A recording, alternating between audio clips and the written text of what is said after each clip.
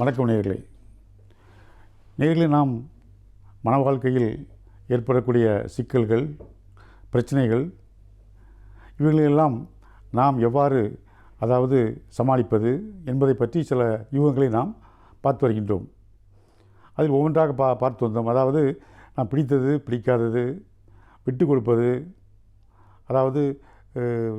பிறந்த வீட்டை பற்றி நாம் பெருமையாக பேசாமல் இருப்பது என்று பல யுக்திகளை நான் உங்களிடம் கூறி வந்தேன். அதில் ஒரு முக்கியமான ஒன்றாக இருப்பது தாம்பத்தியம். மன வாழ்க்கையில் தாம்பத்தியம் என்பது பொதுவாக செக்ஸ் சொல்கின்றோம். அதை பற்றிய பாலியல், இதை பற்றிய பிரச்சனைகள், அதை பற்றிய விவரங்களை எல்லாம் நாம் வெளிப்படையாக சொல்வதற்கு நாம் இன்றும் வெளிப்படையாக சொல்லக்கூடிய ஒரு நிலைமை இன்னும் வரவில்லை. அதுபோல் ஒரு சந்தர்ப்பம் தான் நிலவுகின்றது. பால்நிலைகளை பற்றி, பாலியல் பற்றி விரிவாக வெளிப்படையாக சொல்வதற்கு முடியாத ஒரு நிலையில் இருக்கின்றோம். செக்ஸ் சொல்கின்றோம். செக்ஸ் என்றால் என்ன என்று கேட்டோம் என்றால், செக்ஸ் என்பது லத்தீன் லாங்குவேஜில் அந்த காலத்தில் மருத்துவத்துறையில் கிரேக்கர்கள், லத்தீன் இவர்கள் தான் அவர்கள் கை ஓங்கியிருந்தது. அவர்களுடைய மொழிகள் தான் இன்றும் மருத்துவத்துறையில் நாம் பின்பற்றி வருகின்றோம். அது லத்தீன் மொழியில் செக்ஸ் என்றால் என்ன என்றால், பிரி என்று அர்த்தம், டிவிஷன், 2 மேஜர் பிரிவுகள், பைஃபர்கேஷன் என்று அர்த்தம், 2 மேஜர் பிரிவுகள் என்று அர்த்தம். அதை செக்ஸஸ் என்று கூறினார்கள். அந்த செக்ஸ் என்பது என்னவென்றால், அது வாழ்க்கையில் எவ்வாறு அது பயன்படுகிறது என்றால், வாழ்க்கைக்கு முக்கியமான ஒன்றாக அமைகின்றது. நம் வாழ்வை ஆரோக்கியமாக வாழ்வதற்கும் செக்ஸ் உதவுகின்றது. அது மட்டுமல்லாமல் நாம் நீண்ட ஆயுளுடன் வாழ்வதற்கும் அது உதவுகின்றது. வாழ்வு அர்த்தமுள்ளதாக மாறுவதற்கும் அது உதவுகின்றது. வாழ்க்கையில் அர்த்தம் வேண்டுமானவா, அர்த்தமுள்ள வாழ்க்கைக்கு அது உதவுகின்றது. ஆக ஒவ்வொரு கட்டத்திலும் அது செக்ஸ் என்பது நமக்கு உதவுவதாக இருக்கின்றது. ஆரோக்கியமான வாழ்வு, அர்த்தமுள்ள வாழ்வு, நீண்ட ஆயுளுள்ள வாழ்வு, இன்று நமக்கு அது பெரும் பங்கினை நமக்கு பகிர்கின்றது. விஞ்ஞான முறை எடுத்துக்கொண்டோம் என்றால் எப்படி என்றால், விஞ்ஞான முறையில் உடல் ரீதியாக எடுத்துக்கொண்டோம் என்றால், இருதயத்திலிருந்து நேரடியாக பிளட் சப்ளை எங்கு செல்கின்றது, தாம்பத்தியம் நடக்கும் நேரத்தில் அதை சப்ளை ஆகின்றது. இதயம் தன்னுடைய சப்ளையை ஒவ்வொரு ஆர்கன்களுக்கும், லிவர் இருக்கின்றது, கிட்னி இருக்கின்றது, லங்ஸ் இருக்கின்றது, ஒவ்வொன்றுக்கும் அது பிரான்ச் மூலமாக, மெயின் பிரான்ச் என்று, சிறு பிரான்ச் என்று அப்படி தான் செல்கின்றது ஒவ்வொரு உறுப்புகள் வேலை செய்வதற்கும்.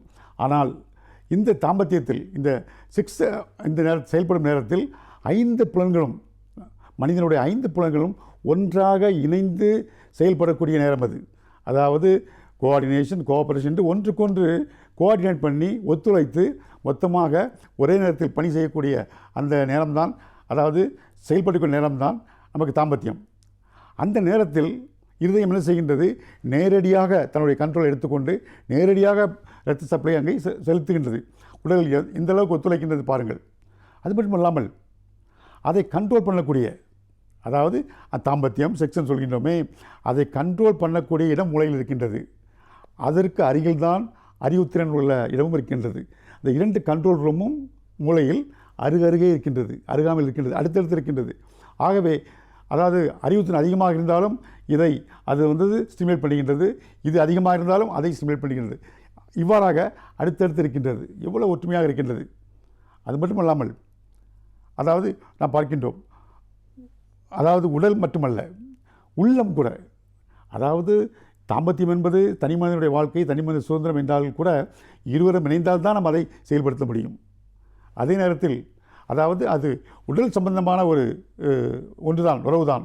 இருந்தாலும் மனம் அங்கே முக்கியத்துவம் பெறுகின்றது. மனமும் அதில் பங்கேற்கின்றது. எவ்வாறு என்றால், திருப்தி. நமக்கு திருப்தி என்பது எப்படி கிடைக்கின்றது? நாம் உடல் மூலமாகத்தான் அதில் நாம் தாம்பத்தியம் என்பது கிடைக்கின்றது அந்த செயலில். அதே நேரத்தில் நாம் திருப்தி என்று ஒன்று உண்டு. திருப்தி அடைந்தால் தானே நமக்கு திருப்தி என்று ஒன்று வரும். அது முடிவு கொண்டு வருவதற்கு திருப்தி தேவைப்படுகின்றது. அந்த திருப்தி எங்கிருந்து வருகிறது? மனத்திலிருந்து வருகிறது, மனம். ஆகவே தாம்பத்தியத்தில் உடல் ரீதியாக இருந்தாலும் உள்ளமும் முக்கியமாக ஒரு பங்கை ஏற்றுக்கொள்கிறது. ஆகவே இது வாழ்க்கைக்கு முக்கியமான ஒன்று. இருந்தாலும் நாம் அந்த செக்ஸ் என்ற வார்த்தைகளை சொல்வதற்கு நம்முடைய சமுதாயத்தில் சில ஸ்டிக்மாக்கள் இருக்கின்றது, அடைமொழிகள். அது மட்டுமல்லாமல் பட்ட பெயரெல்லாம் இருக்கின்றது. வெளிப்படையாக சொல்வதற்கே முடியாத ஒரு சந்தர்ப்பம் நிலவுகின்றது. அதனால்தான் இன்று அதாவது என்ன சொல்கின்றார்கள் என்றால் வாழ்வியல் மருத்துவம், வாழ்வியல் கல்வி என்று சொல்கின்றார்கள். அதாவது வாழ்வியல், அது மருத்துவவியல் கல்வி அப்படி என்று சொல்கின்றார்கள். குடும்பவியல் கல்வி என்று கூறுகின்றார்கள். அதை நாம் அழகு தமிழில் சொல்ல வேண்டும் என்றால், நம்முடைய அழகு தமிழில் அர்த்தமுள்ளதாக சொல்ல வேண்டும் என்றால் அதுக்கு தாம்பத்தியம் என்று சொல்லலாம். தாம்பத்தியம் என்பது ஒரு புண்ணியமான வார்த்தை, ஒரு கண்ணியமான வார்த்தை. நாம் அதை பயன்படுத்திக் கொள்ளலாம். ஆகவே தாம்பத்தியம் மனிதனுடைய திருமணத்தில் தாம்பத்தியம் என்பது முக்கிய பங்கு வகிக்கின்றது. தாம்பத்தியம் இல்லாமல் திருமணம் இல்லை. தாம்பத்தியம் இல்லாத திருமணங்கள் அதாவது நிலைக்கலாம். ஆனால் திருமணம் இல்லாத தாம்பத்தியங்கள் நிலைத்ததாக சரித்திரமில்லை.